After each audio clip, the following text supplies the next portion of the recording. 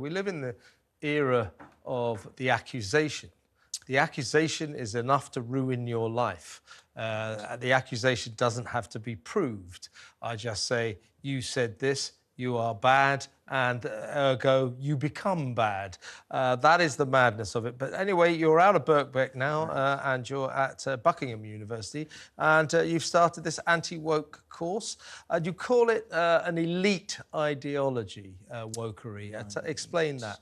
Yeah, I mean, it's not an I'm not taking a political position, but it's simply to say this is something that needs to be studied, and it's not being studied, and it's having big impacts on our culture, and it's deciding elections more in the US than here, but it's still making a difference. So we need to be studying this quite critically and seriously. You know, what is woke? I always have a one-sentence definition, which is the making sacred of historically marginalized race, gender, and sexual groups. That is woke in a nutshell, which then, from that, a whole bunch of things follow. So, for example, if you are seen to be criticizing or offending in any way a hypothetically sensitive member of one of these groups, you are blasphemous and therefore must be cancelled. But why is it elite? It's elite because it comes out of this incubates in academia in the 70s, 80s, and 90s. It comes out of quite elite academic theorizing. You need to have enough money and enough time on your hands to be woke. Is that what you're saying? Yeah, to some extent. I mean, it's not so much correlated with income and money. It's more correlated with level of education. But even there, that isn't enough. You have to be exposed to these kind of radical centers of this ideology. But then we hit the 2010s, and it breaks into the media, in corporations and elsewhere because of this. What social media does is it allows for cross-fertilization of radical academia with mainstream institutions. It's a problem with wokery, right? So your course is a good fight back against it. I would say wokery is a perfect, today's wokery is a perfect topic for a brilliant sitcom on television, say the BBC or ITV. Why do you think we don't see anything like that? Because it is ripe to be done. But they're terrified, aren't they? They're all part of the same repressive syndrome, aren't they? Yeah, I mean, there's really two facets. One is the fear, what some have called, some people say people are just scared to speak up, the spiral of silence. But there's the other part of it is there's a lot of people who are kind of convinced if something has a label that says anti-racism or gender affirming on the tin, a lot of people will say, well, how can I be against that? It just sounds so good. And the way these ideologies package themselves is through a euphemism, like gender affirming or anti-racist. And underneath is something very illiberal. Yeah, that's right. It is illiberalism incarnate. And if you criticize one of these woke warriors, who say, I'm anti-racist, they say, well, that means you are a racist. No, it doesn't. That's right. It doesn't at all. Tell us about academia.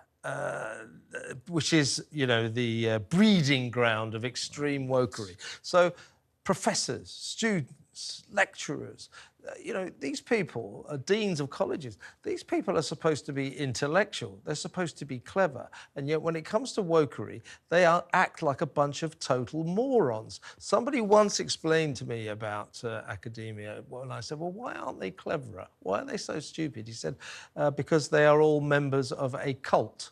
Would that chime with you? Well, yeah, I mean, that's drawing it a bit too sort of black and white. I think there's a few shades of gray. You have a hardcore 10 to 20% perhaps that are completely on board cancel culture, particularly younger people in academia. Some of the older academics, older leftists are a bit more skeptical, but they're not willing to speak up. And this is partly about... They've all got a living to earn, right? Yeah, that, and they don't want to because academia leans about, or at least the social sciences and humanities, it's about 9 to 1 left to right. So a lot of these people are on the left. They may not love the cancel culture, but they're not comfortable giving ammunition to their political enemies.